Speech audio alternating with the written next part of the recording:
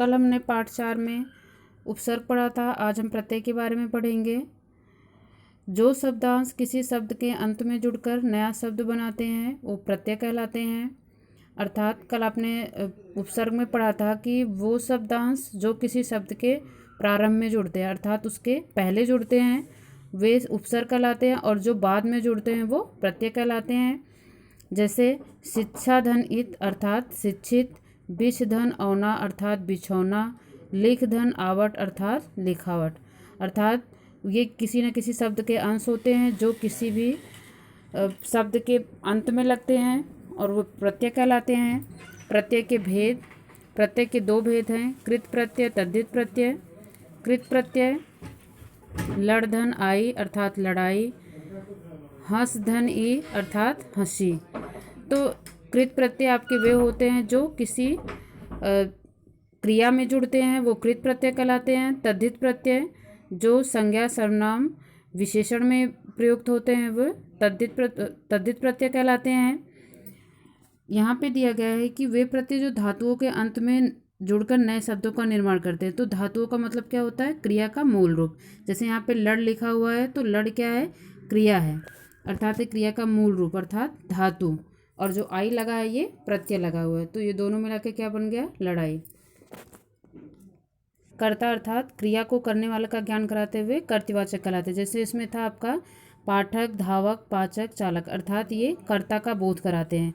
दूसरा इसमें कर्मवाचक है जो कृत प्रत्यय शब्दों के अंत में जुड़कर कर्मवाचक शब्द बनाते हुए कर्मवाचक कृत प्रत्यय कहलाते हैं।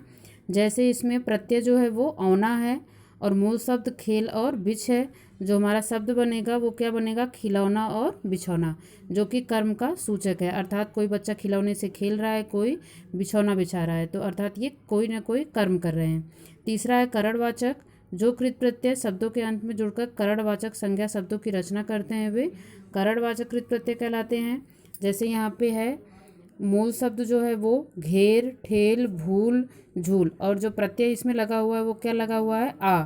इसका क्या हो गया? घेरा, ठेला, भूला, झूला। अर्थात जो जिसके द्वारा कोई कार्य किया जाता है वो करण कहलाता है। तो यहाँ पे क्या है? घेरा है, घेरा करके कोई कार्य कर रहे हैं, या फिर ठेला है, ठेले के द्वारा कोई कार्य किया जाता है। तो यहाँ पे जिसके द्वारा कोई कार्य किया जाता है वो करणवाचक में आता है। इसके बाद 4 है आपका भाववाचक कृत प्रत्यय जो कृत प्रत्यय शब्दों के अंत में जुड़कर भाववाचक संज्ञा शब्दों की रचना करते हैं वे भाववाचक कृत प्रत्यय कहलाते हैं। इसमें अर्थात इसमें मन के भाव का बोध होता है। जैसे आपका इसमें प्रत्यय जो लगा है वो आई है और मूल शब्द पढ़, लड़, सुन, जुत, हंस, और जो शब्द बनेगा वो पढ़ाई, लड़ाई, सुनाई, जुताई और हंसाई, जिससे हमें किसी के भाव का बोध होता है। 5वां है क्रियावाचक कृत प्रत्यय जो कृत प्रत्यय शब्दों के अंत में जुड़कर क्रियावाचक विशेषण संज्ञा या विशेषण शब्दों की रचना करते हुए क्रियावाचक कृत प्रत्यय कहलाते हैं। अर्थात इनसे वैसे शब्द होते हैं जो किसी क्रिया का बोध कराते हैं। जैसे मूल शब्द है इसमें खा, टिक, पिक, चाल, झाड़, और जो हम इसमें प्रत्यय लगाएंगे वो क्या लगाएंगे? ऊ और आओ। जो शब्द का निर्माण होगा खाऊं, टिकाऊं, पीऊं, चालू, झाड़ू, तो क्या है? ये क्रिया का बोध करा रहे हैं। इसके बाद फिर दूसरा पढ़ेंगे हम तद्धित प्रत्यय। पहला क्या था आपका? कृत प्रत्यय जो कि किसी धातु या अर्थात क्रिया में जुड़ता था, और तद्धित प्रत्यय जो होगा वो संज्ञा, सर्वनाम, विशेषण और अव्यय जैसे शब्दों में जुड़ के शब्द का निर्माण करेगा। जैसे यहाँ पे लिखा गया है मानव प्लस ता, तो क्या हो गया? मानवता। यहाँ पे मानव क्या था आपका?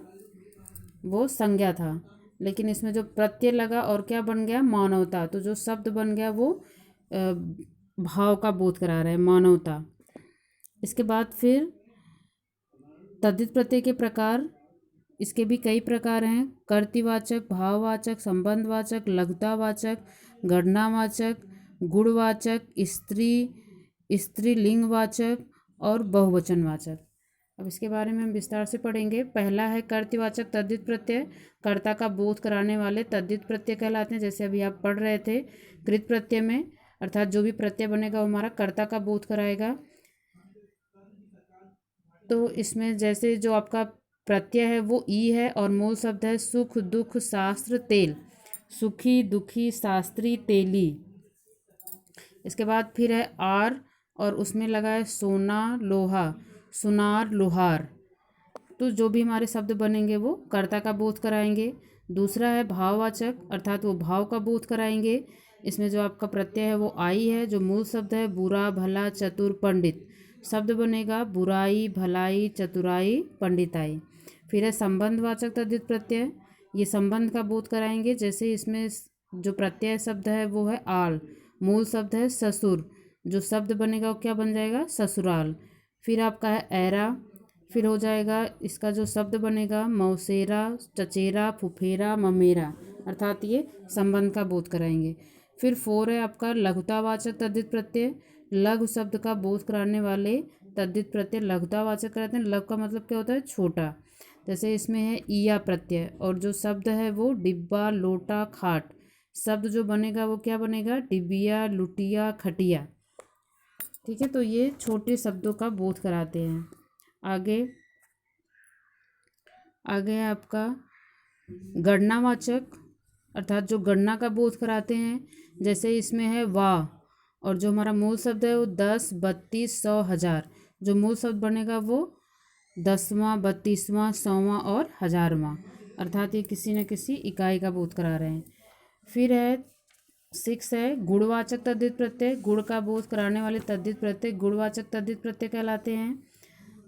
आ है इसमें प्रत्यय और जो मूल शब्द है भूख प्यास मैल सड़, अर्थात भूखा प्यासा मैला सड़ा। इसमें गुणवाचक में आपके जो भी अंदर की अच्छाई है वो भी और जो बुराई है दोनों चीज़ें होती है। जैसे हम गुणवाचक विशेषण पढ़ते हैं तो उसमें जो हमारी अच्छाई होती है वो भी काउंट होती है और जो बुराई होती है वो भी, तो ऐसे ही गुणवाचक है।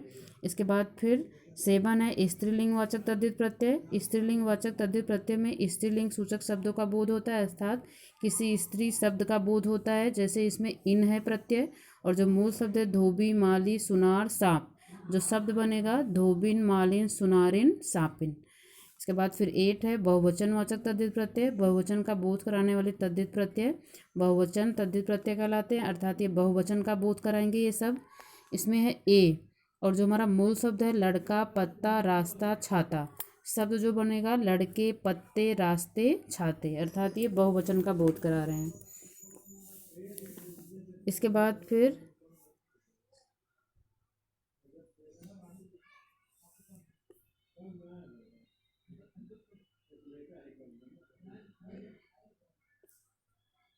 फिर आपका संस्कृत के प्रमुख तद्धित प्रत्यय हैं, अर्थात संस्कृत के भी प्रत्यय इसमें जुड़े हुए हैं। जैसे ला, इसके बाद फिर मूल शब्द है मम गुरु देव नारी, अर्थात ममत्व गुरुत्व देवत्व नारित्व, सॉरी यहाँ पे त्व था, तो ये हमारे जुड़ के क्या बन गए। अगर मम में हम त्व प्रत्यय लगाएंगे तो क्या बनेगा ममत्व, गुरु में गुरुत्व, देव में देवत्व, तो ये हमारे किसके प्रत्यय हैं संस्कृत के प्रत्यय हैं। फिर है उर्दू के प्रत्यय, इसमें आना है जो शब्द है मूल वो साल है, अगर हम उसमें आना प्रत्यय लगाएंगे तो क्या बन जाएगा सालाना। रोज है उसमें आना प्रत्यय लगाएंगे रोजाना।